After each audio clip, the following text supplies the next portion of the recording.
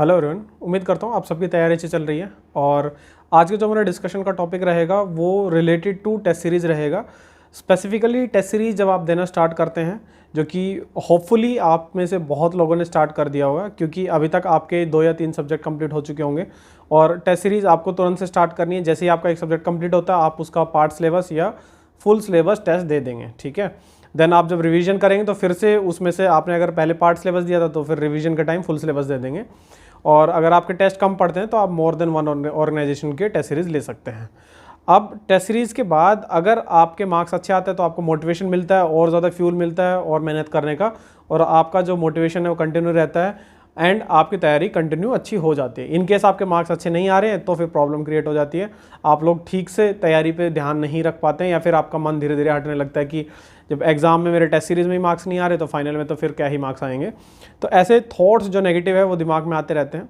तो आज का मेरा डिस्कशन रहेगा टेस्ट सीरीज़ के इनलाइन, वो ये रहेगा कि आपको नेगेटिव मार्क्स किस तरह से अवॉइड करने हैं। क्योंकि बहुत टाइम ऐसा होता है कि हम नेगेटिव मार्क्स बहुत स्कोर कर लेते हैं, जो कि हमारा नेट पॉजिटिव में से जब देखता हूँ पॉजिटिव मार्क्स मेरे अच्छे हैं, नेगेटिव मार्क्स मेरे काफ़ी ज़्यादा बढ़ गए हैं, इसलिए ओवरऑल जो मेरे मार्क्स आए हैं वो काफ़ी कम हो गए हैं।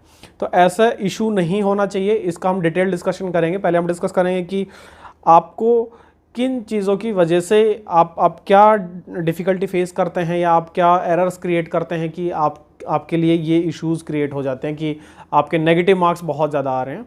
फिर हम इनके सॉल्यूशंस के बारे में बात करेंगे कि अगर आप ये प्रॉब्लम्स हैं, ये मिस्टेक्स आप कर रहे हैं तो उनके क्या क्या सॉल्यूशंस हैं, ठीक है।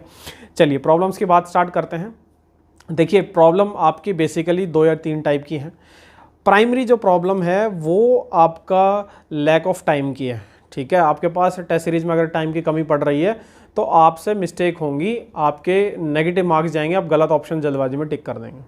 दूसरा, आपने ऑप्शंस ध्यान से नहीं देखे। ऑप्शन कई बार मल्टीपल ऑफ 10, मल्टीपल ऑफ 2 इनमें आपको मिल जाएंगे। इसका मतलब ये है आपसे इस फैक्टर का वो एरर करवाना चाह रहे हैं, ठीक है।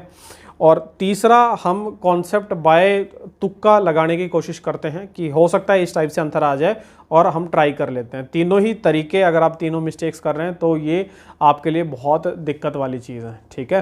तो इनके सॉल्यूशन के बारे में हम डिस्कस करेंगे। देखिए, अगर टाइम का प्रेशर फील होगा तो आपसे मिस्टेक होना जायज़ है। अगर मैं आपको कहूँ कि आपको 30 मिनट दिए जाते हैं और आपको 70 क्वेश्चन करने हैं तो प्रोबेबली आप 4-5 क्वेश्चन कर पाएंगे, ठीक है। अगर मैं कहूँ आपको 30 मिनट दिए जाते हैं और आपको 30 क्वेश्चन करते हैं, हो सकता है आप 20-25 क्वेश्चन कर लें, ठीक है। तो ये टाइम का एक बेसिक एग्जांपल है कि टाइम का जब लोड आता है तो हम मिस्टेक्स करते हैं, और इसको ओवरकम करने के लिए मैंने आपको पहले बताया था कि हम लोगों को हमेशा जब भी हम टेस्ट सीरीज में प्रैक्टिस करेंगे, फाइनल गेट का एग्जाम देंगे, इंजीनियरिंग सर्विसेज का एग्जाम दे रहे हैं, हम हमेशा 3 राउंड मेथड यूज़ करेंगे। पहले राउंड में मैं सिर्फ वो क्वेश्चन करूंगा जो मुझे पता है मैं 2 मिनट में कर लूँगा और 100% एक्यूरेसी के साथ कर लूँगा।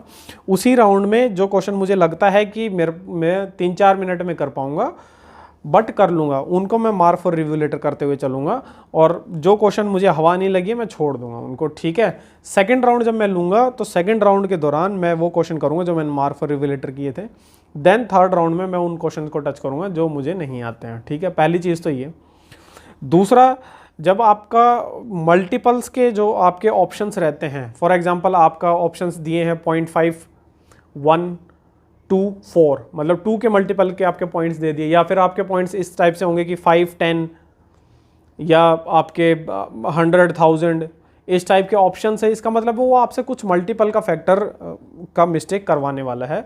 आपको बहुत ध्यान से अपनी कैलकुलेशन चेक करनी है कि कहीं मैंने ऐसी कोई गड़बड़ तो नहीं करी है जिसमें फैक्टर ऑफ 5 या factor of 2, multiple of 10, division of 10, इस टाइप की चीज़ें अगर ऑप्शन में आपको दिख रही है, ऑप्शंस आपके रिलेट हो रही हैं इस टाइप की चीज़ों से, मतलब वो इस टाइप की कोई मिस्टेक आपसे करवाना चाह रहा है, और डेफिनेटली आप वो मिस्टेक करेंगे तो आपका कोई ना कोई आंसर मैच कर जाएगा। तो ऐसे केस में आप एक बार ध्यान से अपना कैलकुलेशन वेरीफाई कर लेंगे, एल्स फिर प्रॉब्लम क्रिएट हो जाती है। थर्ड जो मेजर रीज़न होता है नेगेटिव मार्क्स का, वो है कि आप जो कॉन्सेप्ट लगाते हैं वो तुक्के में लगा देते हैं।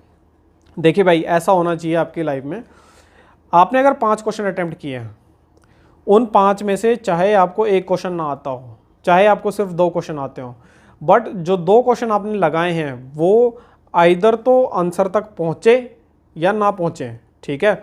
अगर आंसर तक पहुँच रहा है तो आपका आंसर 100% एक्यूरेट होना चाहिए, या फिर आंसर तक ना पहुँचे कोई दिक्कत नहीं, छोड़ दो आप उसको। हम कई बार क्या करते हैं, टेस्ट सीरीज देते हैं तो मेरा आंसर अगर ठीक नहीं जा रहा है तो मैं तुक्के से कि भाई मैं ये फॉर्मूला लगा लेता हूँ, क्या पता यहाँ से कुछ वैल्यू आकर मैं ऐसे ऐसे कर लेता हूँ, तुक्का टाइप लगाने की कोशिश करता हूँ और फिर मैं कोई ना कोई आंसर टिक कर आता हूँ, तो उस केस में नेगेटिव मार्क्स बहुत ज़्यादा हो जाएंगे।